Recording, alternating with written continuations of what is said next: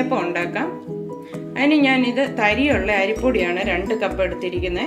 ഇതിനകത്ത് ഞാൻ ഒരു 2-3 സ്പൂൺ റവയും കൂടെ ചേർക്കുന്നുണ്ട്. ഇത് ഞാൻ ഇച്ചിരി ചൂടുവെള്ളം ഒഴിച്ച് കുതിർത്ത് വെച്ചിരിക്കുന്നത്. ഇതും കൂടെ നമുക്ക് ഇതിനകത്ത് ചേർക്കാനുള്ളതാണ്. പിന്നെ ഞാൻ ശർക്കര എടുത്തിരിക്കുന്നത് ഒരു 2-3 കഷ്ണം വലിയ പീസ് എടുത്തിട്ടുണ്ട്. അത് എല്ലാവരുടെയും മധുരം അനുസരിച്ച് നമുക്ക് എടുക്കാം. ഇച്ചിരി മധുരം കൂടുതൽ വേണ്ടിയവർ കൂടുതൽ ശർക്കര ഇടാം. പിന്നെ ഒരു നുള്ള് ഏലക്ക പൊടിച്ചതാണിത്. പിന്നെ ഇത് നമുക്ക് പഴമാണ്. ഈ 2 പഴം ഞാൻ ഇതിനകത്ത് നല്ലതുപോലെ പീച്ച് ചേർക്കാം. അത് ഈ ശർക്കര നമ്മൾ ഇത്തിരി വെള്ളം ഒഴിച്ച് ചെറിയതായിട്ട് ശർക്കര ഉരുക്കിയിട്ട് വേണം ചേർക്കാൻ. ആദ്യം നമുക്ക് ഈ ശർക്കര ഒന്ന് ഉരുക്കി പാനിയാക്കി എടുക്കാം. പിന്നെ നമുക്ക് ഇതെല്ലാം കൂടെ ഇതിനകത്ത് ഈ അരിപ്പൊടിക്കകത്തിട്ട് കുഴയ്ക്കാം. ഇതിപ്പം നമ്മുടെ ശർക്കര ഞാൻ ഒരു 1/2 ഗ്ലാസ് വെള്ളം ഒഴിച്ചിട്ട് ഞാൻ ശർക്കര ഗ്യാസിൽ ചെറിയ തീയിൽ വെച്ചാൽ മതി. അത് നമുക്ക് നല്ലതുപോലെ ഇതുപോലെ ഇങ്ങനെ ഉരുക്കി കിട്ടും. നമുക്ക് അതങ്ങ് ചേർക്കാം.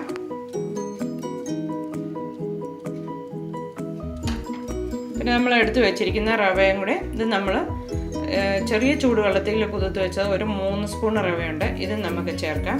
ഇനി നമ്മൾ ഈ പഴം ഉള്ളതുകൊണ്ട് നല്ലപോലെ ഒന്ന് പീച്ച് ചേർക്കേണ്ടതുകൊണ്ട് നമുക്ക് കൈവച്ച് തന്നെ നമുക്കിത് നല്ലതുപോലെ ഒന്ന് പീച്ച് ചേർക്കാം. ഇതിൻ്റെ കൂട്ടത്തിൽ തന്നെ ഞാൻ ഒരു ചെറിയ സ്പൂണ് 1/2 സ്പൂണ് ഏലക്ക പൊടിച്ചതുകൂടെ ഇടാം. ഇത് നല്ലതുപോലെ നമുക്കൊന്ന് കുഴച്ച് മിക്സ് ആക്കാം.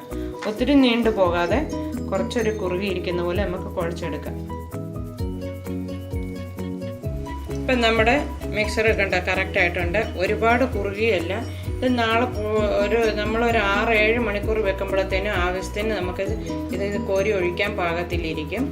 ഞാൻ ഇതിനകത്ത് 2 കപ്പ് അരിപ്പൊടി, 1/2 കപ്പ് റവ, 2 പഴം, ചെറിയ പിഞ്ച് ഏലക്കപ്പൊടിയാണ് ഇട്ടിരിക്കുന്നത്.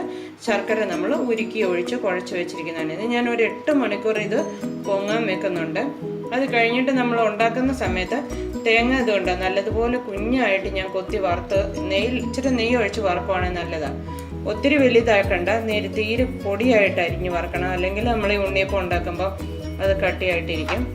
ഞാൻ ഇത് കണ്ടോ, ഈ നോൺ സ്റ്റിക്ക് ഉണ്ണിയപ്പത്തിൻ്റെ പാത്രം തന്നെ നമുക്ക് വാങ്ങിക്കാൻ കിട്ടും.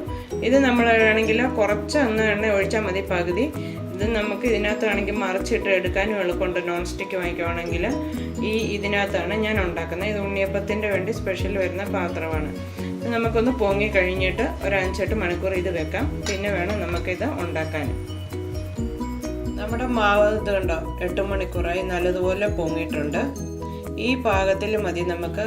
നമ്മൾ അപ്പക്കുഴിക്കകത്ത് ഒഴിക്കുമ്പോൾ ഒത്തിരി കട്ടിയായിട്ടിരിക്കില്ല. ആർക്കെങ്കിലും ഇത് നീണ്ടുപോയെങ്കിൽ നമുക്ക് ശകലം അരിപ്പൊടി ഇട്ട് നമുക്ക് മാവ് കണക്കാക്കി എടുക്കാം. കുറുകി പോയെങ്കിൽ ഇത്തിരി വെള്ളം ഒഴിച്ചൊന്ന് മിക്സ് ചെയ്തെടുക്കാം. ഇപ്പോൾ ഇനി ഞാൻ ഈ ഉണ്ടാക്കാൻ സമയത്താണ് ഈ തേങ്ങ വറുത്തത് നമുക്ക് ചേർക്കുന്നത്. ഇതും കൂടെ ഇട്ട് നല്ലതുപോലെ ഒന്ന് മിക്സ് ചെയ്യാം. പിന്നെ നമുക്ക് അപ്പത്തിനകത്ത് ഒഴിക്കാം. ഉണ്ണിയപ്പത്തിൻ്റെ കടയിൽ ഗ്യാസ് വെച്ച് എണ്ണ ഒഴിച്ചിട്ടുണ്ട്. ഇതുകൊണ്ട് നമ്മൾ പകുതി എണ്ണ ഒഴിച്ചാൽ മതി.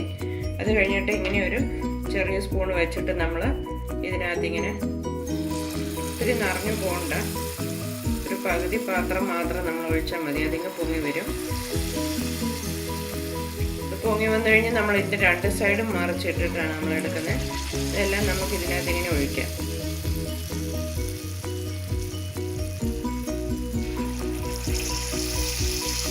ഉണ്ണിയപ്പം ഇത് കണ്ടോ, ഒരു സൈഡ് മൂത്തിട്ടുണ്ട്.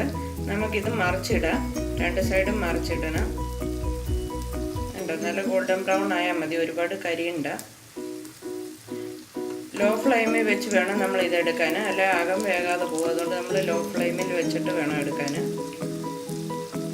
ഈ സൈഡൂടെ ഒരു ചെറിയ ബ്രൗൺ ആകുമ്പോഴത്തേനും നമുക്കിത് എടുക്കാം. നമ്മുടെ ഉണ്ണിയപ്പം 2 സൈഡ് റെഡി ആയിട്ടുണ്ട്. നമുക്കിത് മാറ്റാം.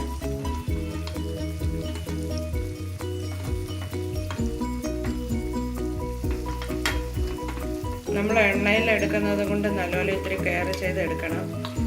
പിന്നെ അത് നമ്മൾ അരിപ്പ എടുക്കാൻ ഇറക്കുകയില്ല. അതുകൊണ്ട് നമ്മളൊരു ചെറിയ ഫോർക്ക് വെച്ചിട്ട് നമ്മളിത് എടുത്താൽ മതി.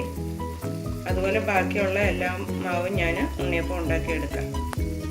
നമ്മുടെ ടേസ്റ്റി ഉണ്ണിയപ്പം റെഡി ആയിട്ടുണ്ട്. നല്ല ഈസിയാണ്. എല്ലാവരും ഒന്ന് ഉണ്ടാക്കി നോക്കണം.